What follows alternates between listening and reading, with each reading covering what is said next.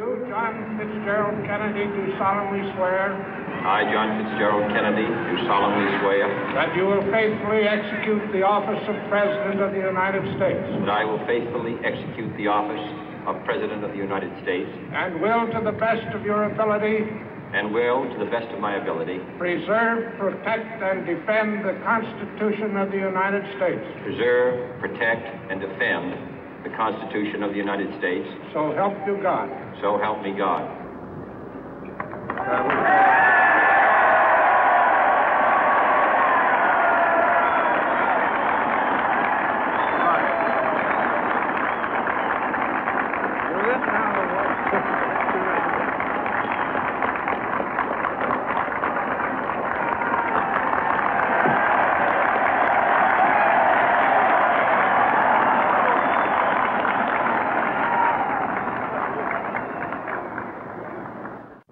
Vice President Johnson, Mr. Speaker, Mr. Chief Justice, President Eisenhower, Vice President Nixon, President Truman, Reverend clergy, fellow citizens.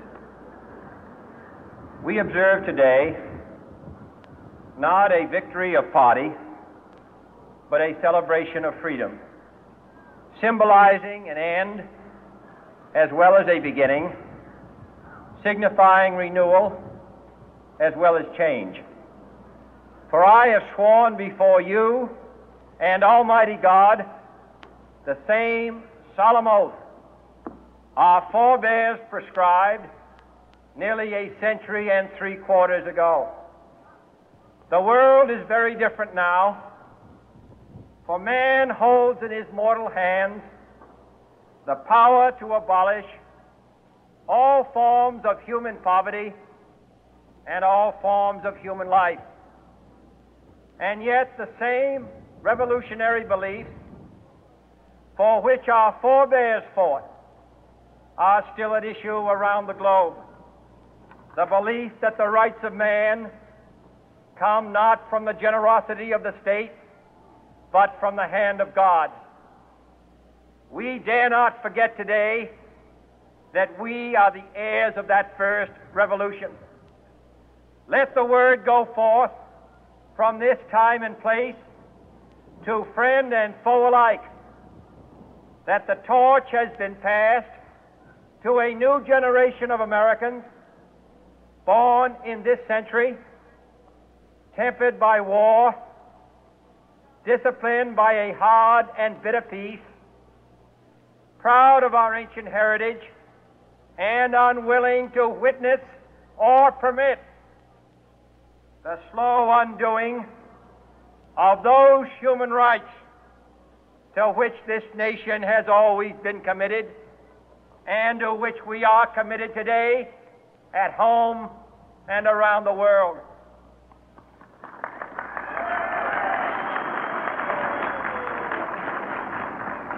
Let every nation know, whether it wishes us well or ill, that we shall pay any price, bear any burden, meet any hardship, support any friend, oppose any foe to assure the survival and the success of liberty.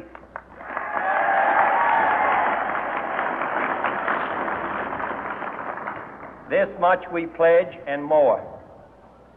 To those old allies whose cultural and spiritual origins we share, we pledge the loyalty of faithful friends. United, there is little we cannot do in a host of cooperative ventures. Divided, there is little we can do, for we dare not meet a powerful challenge at odds and split asunder. To those new states whom we welcome to the ranks of the free, we pledge our word that one form of colonial control shall not have passed away merely to be replaced by a far more iron tyranny. We shall not always expect to find them supporting our view, but we shall always hope to find them strongly supporting their own freedom, and to remember that in the past, those who foolishly sought power by riding the back of the tiger ended up inside.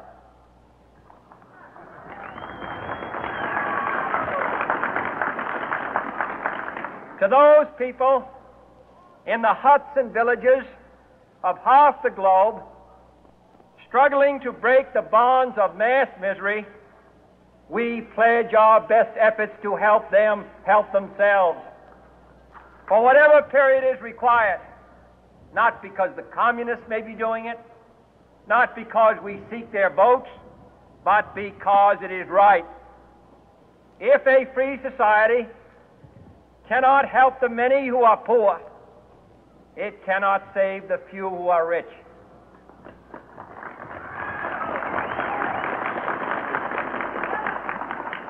To our sister republics south of our border, we offer a special pledge to convert our good words into good deeds, in a new alliance for progress, to assist free men and free governments in casting off the chains of poverty.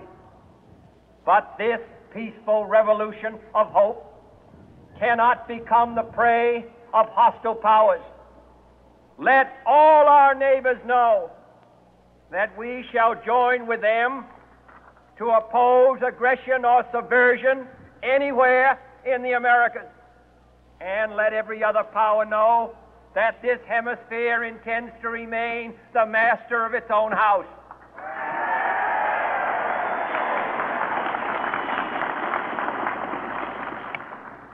To that World Assembly of Sovereign States, the United Nations, our last best hope, in an age where the instruments of war have far outpaced the instruments of peace, we renew our pledge of support to prevent it from becoming merely a forum for invective, to strengthen its shield of the new and the weak, and to enlarge the area in which its writ may run. Finally, to those nations who would make themselves our adversary, we offer